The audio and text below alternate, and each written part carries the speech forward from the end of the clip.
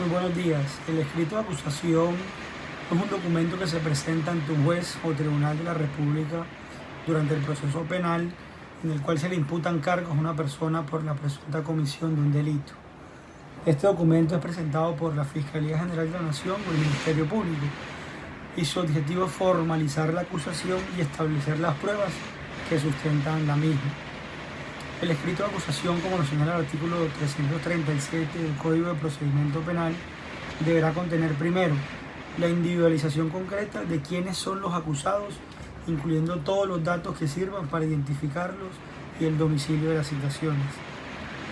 Segundo, una relación clara y sucinta de los hechos jurídicamente relevantes, en un lenguaje comprensible para el acusado y toda la audiencia. Tercero, que el nombre y lugar del abogado de confianza o en su defecto el que le designe el Sistema Nacional de Defensoría Pública. Cuarto, la relación de los bienes y recursos afectados con fines de comiso. Y quinto, el descubrimiento de las pruebas. Para este efecto se presentarán documentos anexos que deberán contener los hechos que no requieran prueba, la transcripción de las pruebas, el nombre, dirección y los datos personales de los peritos, entre otras. La Fiscalía solamente entregará copia del escrito de acusación al acusado y al Ministerio Público y a las víctimas con fines únicamente de informar de que la persona está siendo acusada. Bueno, los términos del escrito de acusación. El escrito de acusación se presenta después de la formulación de imputación y con la presentación del escrito de acusación se termina pues, la etapa de investigación de la Fiscalía. La Fiscalía, luego de la formulación de imputación, no puede ceder los 90 días, según el artículo 175 del Código de Procedimiento Penal. Hay una excepción a la norma, que es cuando los acusados sean 3 o más, cuando haya concurso de delitos o cuando los jueces del circuito sean los competentes en el caso. Yo les voy a hablar de la audiencia de formulación de acusación en el derecho penal colombiano. En esta etapa del proceso penal se evalúa si existen pruebas suficientes para acusar formalmente a una persona investigada de haber cometido un delito. A partir de ahora vamos a profundizar en todo lo que implica esta audiencia.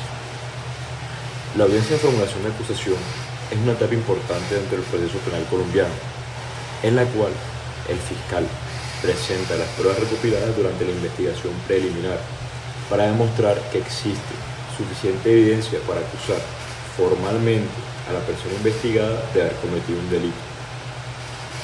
Durante esta audiencia, el fiscal debe presentar la imputación formal contra la persona investigada y las pruebas que fundamenten el cargo. Es importante destacar que las pruebas presentadas deben ser suficientes para demostrar la existencia del delito y de la responsabilidad de la persona investigada en su comisión.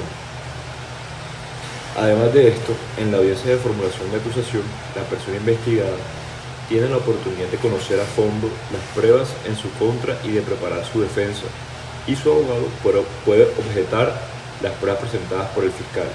El juez de control de garantías también puede revisar las pruebas y determinar si son suficientes para acusar formalmente a la persona investigada. La audiencia de formulación de acusación es muy fundamental para garantizar un proceso penal justo y equitativo, ya que se busca verificar que existan pruebas sólidas y suficientes para acusar formalmente a la persona investigada. Además, esta es una audiencia que brinda la oportunidad para que se cumplan los derechos de la persona investigada, como el derecho a la defensa, el derecho a ser oído, el derecho a conocer las pruebas en su contra. En conclusión, la audiencia de formulación de acusación del derecho penal colombiano es una etapa clave dentro del proceso penal en la cual se evalúa si existen pruebas suficientes para acusar formalmente a una persona investigada de haber cometido un delito. Esta audiencia además es muy fundamental para garantizar un proceso penal justo y equitativo, así como para proteger los derechos de la persona investigada.